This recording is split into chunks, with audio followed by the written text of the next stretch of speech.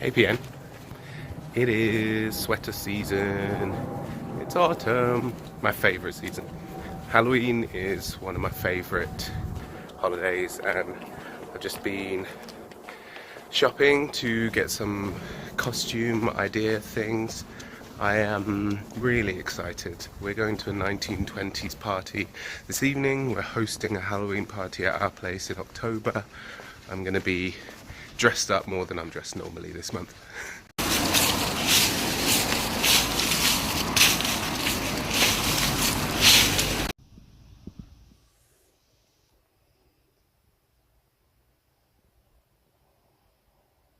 I'm also super excited about the fact that it's now flannel shirt season.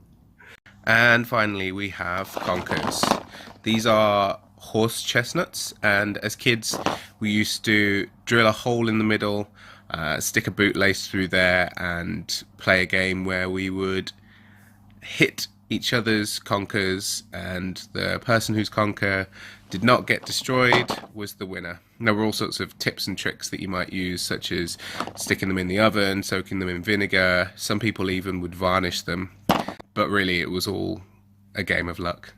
But as UK correspondent, the all-time #1 favourite element of autumn for me, and a perfect opportunity to give you guys a lesson in British culture, is Bonfire Night. Now, it's got kind of a morbid history because we're celebrating the catching and execution of a plotter against the British government. Guy Fawkes intended to blow up the Houses of Parliament using gunpowder, and we are used to setting up bonfires and burning a doll, an effigy of the guy, on said fire. More than that, it's about fireworks, it's about getting on a pair of wellies, grabbing a brolly, maybe having a toffee apple and some candy floss, and just enjoying a night out